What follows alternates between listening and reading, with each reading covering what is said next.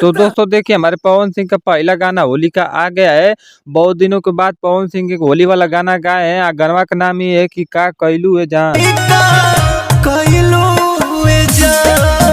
तो अब देखा लो खेसारी लाल यादव मतलब ऐसा ऐसा गाना गाओ तो फोनवा लगावा ए देवरू तो रोमिंग में शरीर बा आ होली में आला कर देवा तब भी जला लहंगा फिर से जो आई मामला चोरी किया फिर डाल देबा। मतलब खेसारी लाल यादव तड़कता भड़कता सॉन्ग भोजपुरी का होली में गावत हवा। आज जोन पवन सिंह लिया के पेश कर दिले साइड सॉन्ग मतलब लव स्टोरी वाला गाना जेके सुन के सब रो पड़ी जैसे जाति मन करी तसे तथी कहबो। तो भाई लोग गनवा में का लव स्टोरी पवन सिंह एकदम रियल एकदम दिखैले हम अपन बारे में कि कैसे इनकर प्यार भइला त कैसे होलिया में इनकर शादी हो जाला इनके मलिया का त रोवे गावे लगे ना इनके बहुत दुख होला। एकदम गाना में कुल सब बतावल गईल। आज जे तू गाना ना सुन ले तो एक बार सुन लिया लो ना तो वीडियो में जो बात है हम तो उनके बढ़िया से एकदम पूरा बता देते हैं एकदम खोल के। तो गाना में ये बात है कि पवन सिंह के जो मलिया रहे उनकर शादी लग जाले होलिया में आना तो उन के बता दें कि पवन सिंह पुराना में बहुत होली होली खेले रहे ना इनकी संगे मतलब बहुत प्यार व्यार कैले रहे ना खूब लव स्टोरी इनकर दिखावल गए गाना में।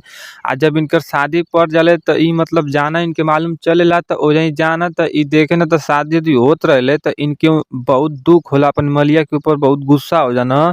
अब बस ये कहे ना होलिया में ई का कैलू है जान साला ये दुख का खत्म नहीं होता बे। तो भाई लोग देखा लो ना तो इनकी मलिया का में कोनो गलती ना रहे काहे से कि उ ये गाना में बतावे नहीं कि हम अपनी मर्जी से शादी ना करती काहे से घर परिवार के दबाव में मजबूरी जौन बा वही की वजह से हम शादी करती ना तो हम तो के छोड़ले ना रहती। ये गाना में मतलब वो खूब रो गा के एकदम बतावे नहीं ये गाना में।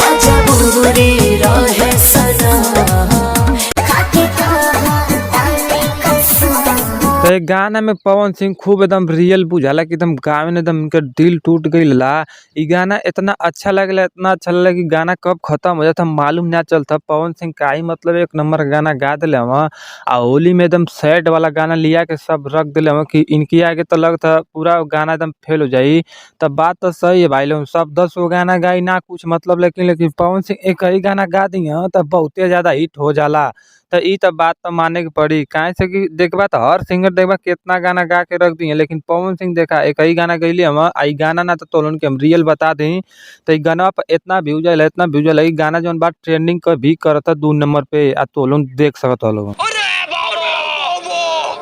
तो एगो बात बता दें कि अब तक ले केहू ऐसा होली गाना ना गई साल का कि जेकर ट्रेंडिंग गाना चल जाए ना तो पवन सिंह का ये पहला गाना जो ट्रेंडिंग में चलत था ना तो गाना जौन चैनल से आइल पवन सिंह ऑफिशियल चैनल से आइल नहीं कि चैनल से आ गाना में जो फीमेल सिंगर बा अनुपमा यादव है। अच्छा ना तो वीडियो शूटिंग की तो उनके बारे में बता दी तो बढ़िया से शूटिंग दियल गई खूब एक नंबर से शूटिंग दिखावल गई खूब होली में रंग उंग यहाँ उड़त रहेला।